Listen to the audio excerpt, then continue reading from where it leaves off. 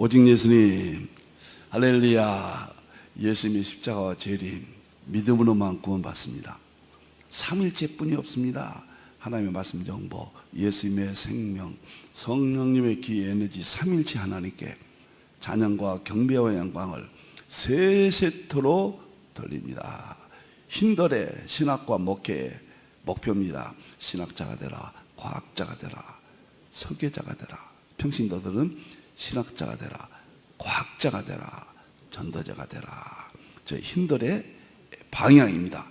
자, 셈적 한국 역사 이야기입니다. 네 권의 책을 발간했고, 셈적 한국 역사 특별형은 이것을 강의하려고 서론을 시작했는데, 제가 이 서론을 발전시켜서 30개 이상으로 확대했습니다. 그래서 출간하기로 했습니다. 그래서 셈적 한국 핵심이라는 셈적 한국 역사 핵심, 이 이름으로 오늘부터 맨 처음에 그 책이 들어가야 되겠다. 그래야 이 네 책이 쉽게 이해가 되겠다. 발간하기로 했습니다. 제목을 오늘부터 셈적 한국 역사 핵심, 이렇게 여러분과 만나겠습니다. 자, 셈적 역사와 한국 연구 특별연구, 이것은 계속됩니다. 총 제목입니다. 이것이 뭐 100번이 갈지 얼마까지 갈지 제가 살아생전 한국만 매주 화요일날은 연구하도록 하겠습니다. 자, 셈적 한국 역사 핵심, 이렇게 오늘부터 정식 책명을 이제 부여받았습니다.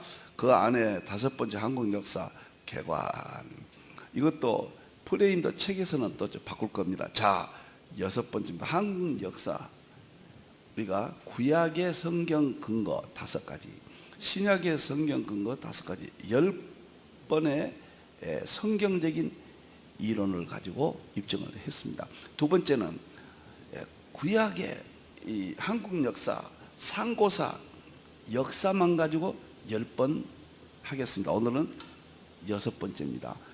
이것이 2장이 될 겁니다. 3장은 앞으로 책에서요, 한국 상고사의 신앙적 의미, 증거, 상고사가 창세기 전 신앙을 가졌느냐, 그 다음에 한국 현재 역사의 의미, 세계 선교의 중심, 셈의 장막의 의미로 3장에서 10번 하도록 하겠습니다. 그러니까 이제 딱 반 했네요. 지금까지 15번, 18번 했죠. 그래도 15장이 갔고, 한 번을 2번 했기 때문에 횟수는 18번이 되었습니다. 자, 한국 역사 개관 6번째, 셈이 하나님을 성구로 돌려주세요. 창세기 9장 26절 27절 40년 동안 생각을 했습니다. 제 머릿속에 넣고요. 셈은 하나님을 찬양한다. 이스라엘 셈족입니다. 야벳은 창대케 한다. 이스라엘 초림 이후 서구 역사, 서구 문명, 물질 문명, 그 다음에 학문에 그 창대케 했고, 그 다음에 선교를 셈족이 야벳 족속이 담당했습니다. 창대케 했다. 마지막 세 번째, 셈의 장막, 야벳 족속과 셈의 장막이 하나가 됩니다. 그러니까 셈의 찬양 이스라엘로 볼 수가 없다는 이야기예요. 야벳 족속 선교 이후에 셈족이니까 아시아 한국교회, 이렇게 본문을 제가 생각을 하고 계속 입증되어 가면서, 왜 이걸 공부하느냐, 성경이 팩트고 우리 민족의 상고사지만은 마지막 때 재림을 앞둔 역사의 중요한 의미입니다. 그리고 우리가 성경을 어떻게 보느냐, 2가지, 역사와 자연이에요. 자연은 3가지죠. 상징, 비교론, 구약, 그 다음에 철학, 인식론, 신약, 초림, 그 다음에 정말 재림은 과학, 실제론. 역사가 얼만큼 중요하냐, 역사 속에 구속사의 양식이 있다. 서구 역사는 에드워드가 다 정리했습니다. 구속사에서. 동양의 역사는 세계 최초로 흰돌이 이제 구속사의 양식이라는 에드워드의 신학의 틀 안에서 여러분을 만나고 있습니다. 얼만큼 중요하고 정말 얼만큼 멋진 이게 계시예요. 감췄던 계시가 드러나는 겁니다. 아포칼립시스예요. 거기 에벨은 두 아들 낳죠. 벨렉과 역단이었다 그랬죠. 벨렉은 이스라엘 조상, 역단은 우리 한국의 조상으로 보고 동쪽으로 갔다. 오늘 이 동쪽이 매우 중요합니다. 이 동쪽은 뭐입니까? 태양을 보고 떠난 민족이에요. 우리 상고사 학자들은 우리 민족을 태양족이라고 그래요. 하늘을 연구한 민족, 하나님을 경외하는 민족이다 그 말이에요. 그것을 문화적으로 태양민족. 여러분들 매년 1월 1일 금년에도 그랬죠. 해 뜨는 곳을 우리가 찾아가잖아요. 세계에서 우리 하나밖에 없어요. 1월 1일 날 해가 떠오른 동쪽으로 100만 명이 이동합니다. 금년에도 100만 명이 이동해서 이 추운 데예요. 그 민족은 이 본문이 지금까지도 이어지고 있어요. 민족 속에 문화로.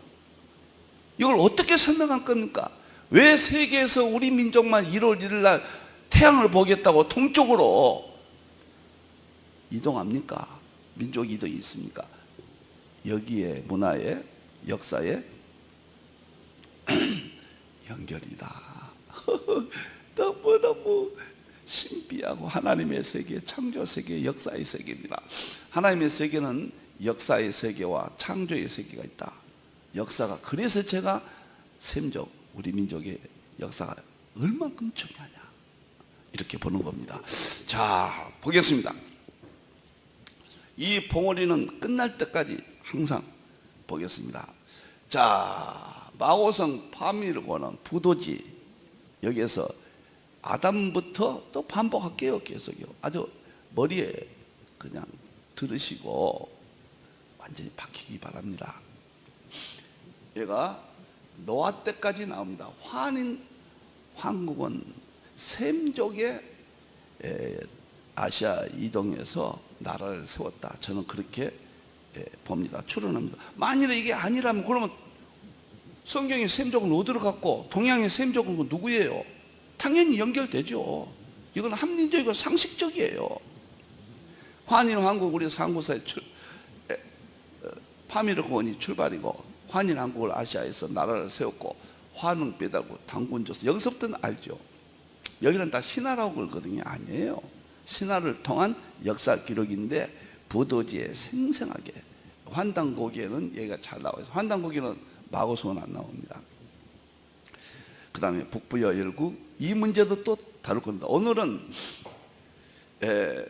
이 상고사 역사 6번째로, 그러면은 환인 왕국부터 우리 민족의 어떤 민족이냐? 동이족이라고 그래요. 우리 민족을. 저는 여기서 확신은 없습니다.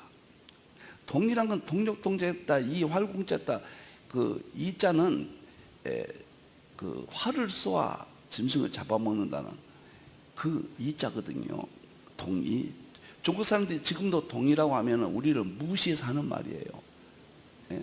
동쪽에서 활을 쏘아 짐승이나 잡아먹는 민족, 그런 뜻으로 동이를 이야기했거든요. 너무너무 놀랍습니다. 오늘은 우리 민족이 어떤 민족이었는가, 나중에 동이족의 신앙을 또 한 번 합니다.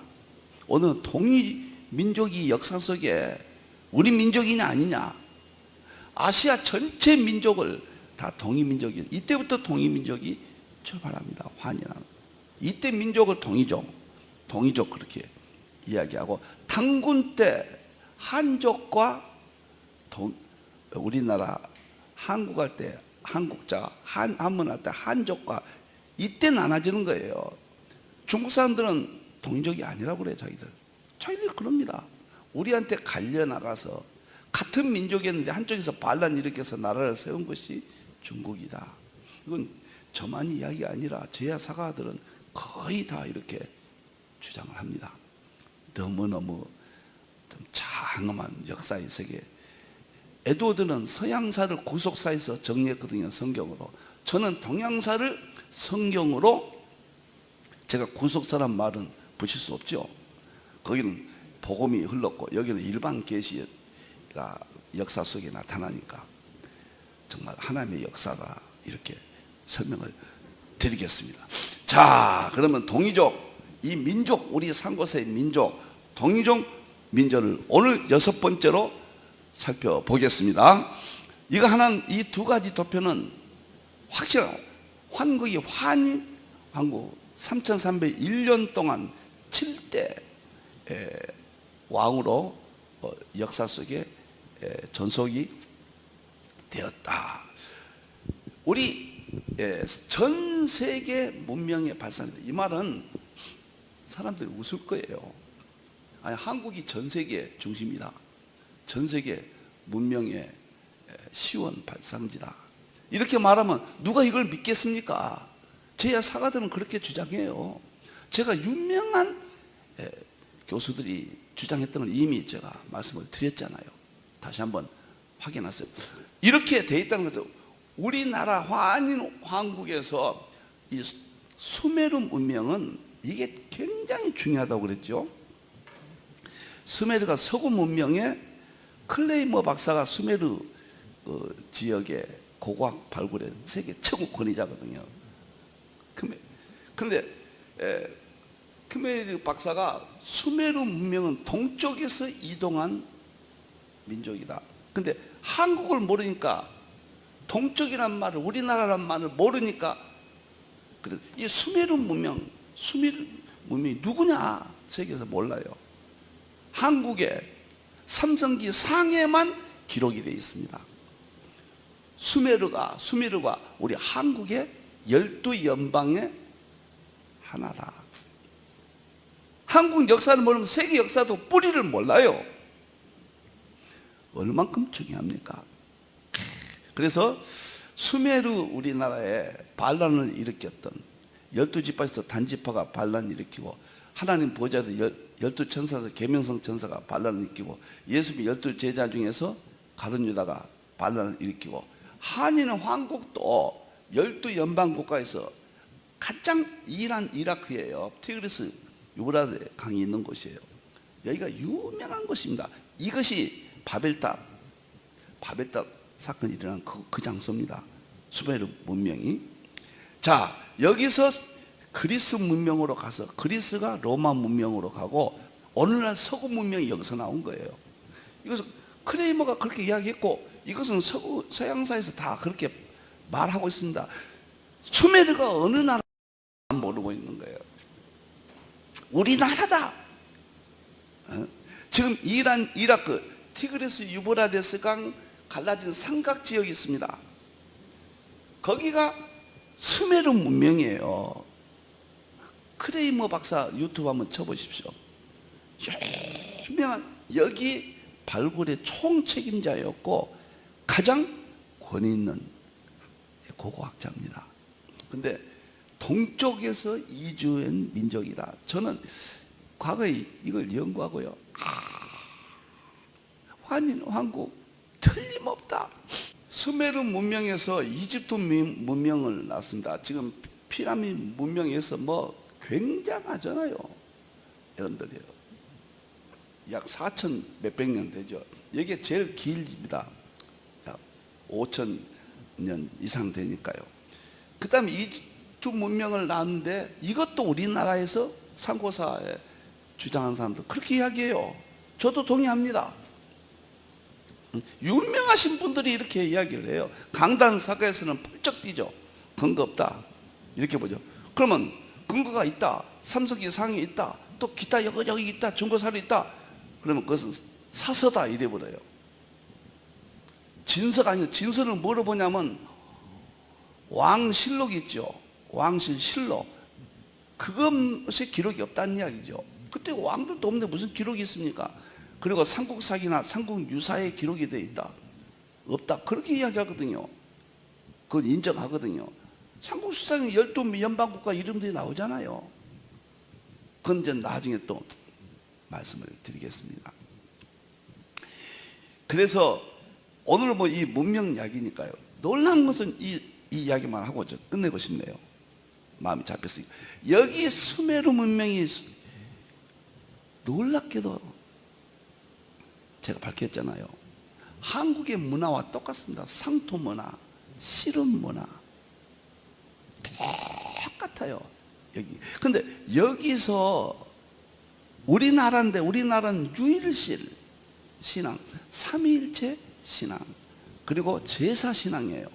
근데 여기만 나머지는 다 그래요. 노아가 유일신 삼위일체 제사 신앙이거든요. 그것을 이어받은 민족은 이스라엘과 한인왕국이에요. 두 민족밖에 없어요. 창세기 11장에 보면 야벳 족속은 서쪽으로 갔다고 했어요. 서쪽으로 가요. 서쪽으로. 11장에 나옵니다. 바닷가로 갔다고 했습니다. 유럽이죠. 그리고 함족은 이스라엘의 남쪽으로 가서 아프리카 쪽으로 간다고 그래요. 11장 이야기입니다. 여러분들이요. 그 사해바다 밑에까지 지명이 나옵니다. 그 다음에 셈족은 동쪽으로 갔다. 우리 한인은 한국 하나밖에 없어요. 동쪽 민족은. 네. 그러면 중국과 일본과 한국이 가장 핵심인데, 지금 현재로 입장에서 볼 때 중국과 일본이 한국이었다. 일본은 한국에서 넘어간 이동민족이었다. 중국은 하나였는데 반란을 일으켜서 자기 중화민국 세상 나라의 중심이다. 이런 어처구니없는 역사를 조작했다. 이것이 제야 사가들의 이론이고 저도 동의를 합니다. 그렇게 해야 성경과 맞습니다. 저는 그 역사를 드러내는 목적이 아닙니다. 동양의 아시아의 역사가 셈족의 역사예요. 그러면 셈족을 하나님이 찬양했던 근거가 있느냐? 그걸 밝히는 겁니다. 그 하나님 찬양 민족이 오늘 한국이 되었고 세계 중심이 되어서 선교 마무리하며 계시록으로 예수님의 재림을 준비하는 시발점이 한국 교회로 본다 그 말이에요. 그래서 아시아 한국 신학이라는 제 개인적으로 다리 역할로 제가 신학을 개인적으로 완성했습니다. 앞으로 많은 학자들이 어마어마하게 저와 비교도 안 되는 방향으로 연구가 나올 것으로 봅니다. 그리고 끝난다고 봐요. 저는 개인적으로요. 그렇기 때문에 이 아시아 한국에 대해서 확실히 아시기를 바랍니다. 오늘은 시간이 이렇게 갔기 때문에 본 내용은 다음에 동이족에 대해서 말씀을 드리고 제 생각나는 대로 말씀을 드리겠습니다. 동쪽으로 간 동이족이에요. 동이족입니다. 창세기 10장 21절에 31절에 그랬잖아요. 동쪽 스발로 갔다. 시베리아로 갔다. 그러니까 아시아 동북이 시베리아 쪽이거든요. 그쪽으로 갔다. 성경과 우리는 우랄 알타이 민족이잖아요. 그쪽이 스바 바이칼 호수, 세계 최고의 담수호 바이칼 호수가 가장 아름답고 물이 좋고 우리 민족이 거기서 그 바이칼 호 거기가 우리 민족과 또 문화가 똑같아요. 상투, 실험, 음식 문화, 그 다음에 명절 문화가 수메르와 똑같습니다. 난 수메르 문명과 똑같은 걸 보고 너무너무 놀랐다. 그러면 여기서 보면 우리 민족이 수메르를 통해서 그리스 문명으로, 그리스 문명이 로마 문명으로 오늘날 서구 문명이다. 우리 민족이었던 수메르 민족이 이집트 문명으로, 그 다음에 우리 한인 왕국에서 인도 문명을 또 나왔다. 지금 중국의 황한 문명이라고 하는 황한 문명을 나왔다. 그래서 4대 문명이라고 하잖아요. 황한 문명, 인더스 문명, 그 다음에 수메르 문명, 이집트 문명. 하나, 둘, 셋, 넷. 이게 4대, 토인비가 그랬잖아요. 4대 문명의 발상지다. 수메르 문명이 5000년대, 이집트가 두 번째 4000년대, 인다스 그 다음에 적고 황한 문명은 3000년대, 3000여 년에 4대 문명이다. 또 놀라운 것은 다음 시간에 이야기하겠는데, 신용학 교수가 우리나라 문명은 과거 이 4대 문명 외에 한국 여기 있잖아요. 한강이 여기 있죠. 우리 흰돌이 한강이 여기 있잖아요.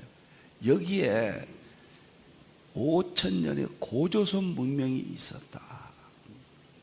5번째 주장합니다. 5천년 문명이 있었다. 그것이 이북의 대동강, 남쪽의 한강이 중심이었다. 한강은 이 아차산, 저희가 아차산 산속에 있습니다. 여기가 오크힐 호텔인데 정말 좋거든요. 바로 한강이에요. 여기가 5천년의 문명의 발상지다. 그것이 고조선 문명이다. 이렇게 이야기하거든요. 말 나와서. 그러면 고조선 문명이라는 게 또 뭐냐? 그건 전 맞는 이야기예요. 중국은 그것을 황하 문명이라고 그래요. 조금은 의미가 다르긴 하지만 결국 같은 의미예요. 여러분들이요. 그러니까 고조선 황하 문명은 저거 분명하지만은 우리나라의 문명은 고조선 문명 그 위에가 홍산 문명이라고 있어요. 5천년 홍산 문명, 이건 나중에 자세히 이야기하겠습니다. 문화 시간에요. 그 다음에 홍산 문명 위에 요화 문명이라고 있습니다. 요화 문명이 환인 왕국의 문명이에요. 요화 문명. 이것이 노아가 후손이 셈족이 아시아에 하나님을 찬양하는 민족, 유신 민족, 삼일체 민족, 제3 민족을 형성하고 동이족으로 이름이 되어 있고 동쪽으로 이동한 민족이다. 동이족이고 그 다음에 세계 4대 문명의 발상지인데 그 뿌리가 이 세계에서 가장 긴 문명이 요하 문명이라고 그래요. 요하 문명이 환인 왕국의 문명을 요하 문명이라 이렇게 이야기하거든요. 이것이 역사의 실제 이게 진실입니다. 이게 진실이에요, 여러분들. 참 안타깝고 무지하고. 저는 계시록의 계시라는 말이 감췄던 것을 드러낸다 그 말이거든요. 감췄던 것을 드러낸다. 저는 계시록은 과거에는 2장 3장은 역사로 보고 서양사 7개를 통해서 4장은 라오디게아 교회의 대환란으로 본다. 이것도 역사다. 이게 첫째고, 물론 본질은 재림입니다. 삼일체가 재림이에요. 재림. 두 번째는 삼일체로 봐야 된다. 삼일체 재림으로 본다.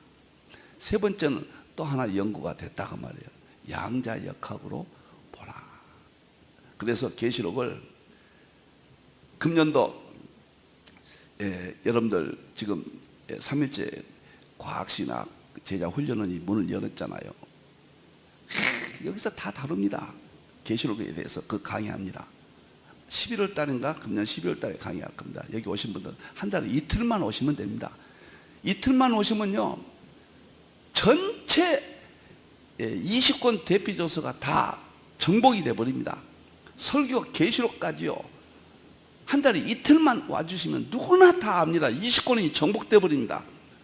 예, 그래 계시록도 그때 한 달 만에 그냥 정복이 될 겁니다. 제가 오늘 여기저기 전체 짝을 맞춰서 말씀을 이렇게 드리는데, 그래서 7 봉오리 마고성, 그 다음에 환인 황국, 환웅 배달국, 당군 조선, 북부여, 고구려 백제, 신라, 이 봉오리, 그 다음에 대한민국, 이 봉오리가 그렇게 중요한 프레임이에요. 프레임 구조입니다. 거기에서 전 세계 문명이 역사를 나갔다. 지금 책들을 보면은 이런 책들이 많이 있어요. 우리나라에서 멕시코 문명도 우리고 아메리카 인디안 잉카 문명도 우리나라에서 갖고 그런 이야기 많이 책들이 있잖아요. 다 이런 이야기입니다. 근데 저는 성경으로 연결했고 저는 아주 깊이 정말 생각을 많이 했다. 이렇게 제가 설명이 되어집니다.